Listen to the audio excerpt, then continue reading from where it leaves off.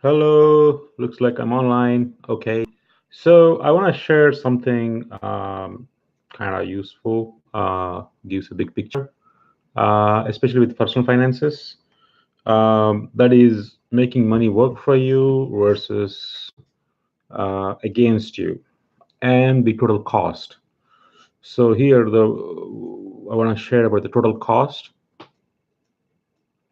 So a lot of I think the average American has about $5,000 of credit card debt. So if you don't have, ignore this. But for those many of who have credit card debts, you're paying credit card debt interest, and maybe you're thinking you're paying monthly payment of $180 or $200, and you may not be able to see the big picture. And I want to remind here uh, to look at the big picture. That is, what's it's costing you.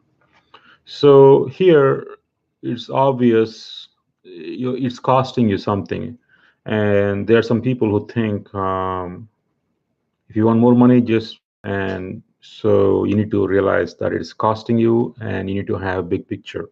It may look like simple, small numbers when you look at like monthly payments. I'll give an example. Talk about $5,000 of debt, and you're paying about 20% interest, the minimum payment of like $200. It's, I think I did a calculator. I did a calculation. It's about 8,400 something. So you're paying 3,400 extra in addition to the total over a period of many years. So even though monthly payment is just $200, you're paying, it's costing you 3,000 plus. So that's just one example, but you can use online calculator to calculate your interest rates. Now, because the interest rate and the minimum payment can change, it always can change depending on if you can pay off more quicker.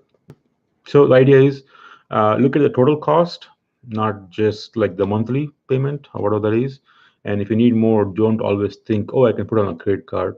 It is a tool useful for your things that are important to you, but keep in mind it's costing you. And as long as it's a positive to you, that's fine. So uh, whatever that is for you, so get the big picture of idea what it is. And I want to show the other angle of where money is working for you. So when you have credit card debt, it's working against you. And assuming you're doing something important for you, useful to you, or emergency, yeah, you need to use credit card. And the other option is the other way is when you're making money work for you, that is, money is coming to you versus money going away from you instead of debts.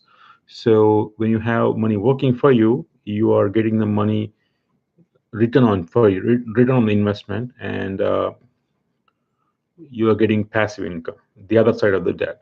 So there are two ways. The one is being a liability for you, and the other way is being an asset for you. So let's say you have a second home, assuming positive cash flow 10%. I know it's not that possible, like a lot of them get 8%, 6%, like, but 10% for just numbers wise. So you're getting 10% return on the house. That is investment for you, and it takes about like seven plus years to double. That is, there's a number called the rule of 72. So you divide the interest rate 72, and you get the approximate number, and that's the number of years it takes to double.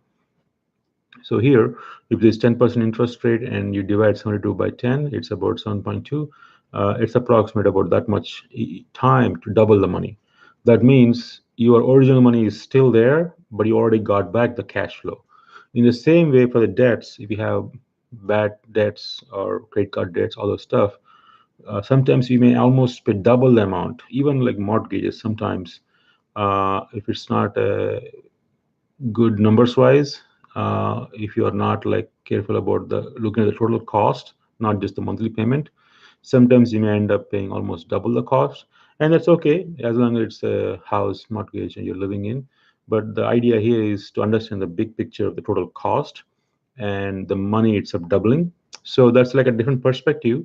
So from this, hopefully if you have credit card debt, you may make some things to pay off quickly or try to make some arrangements. But so that's a big picture.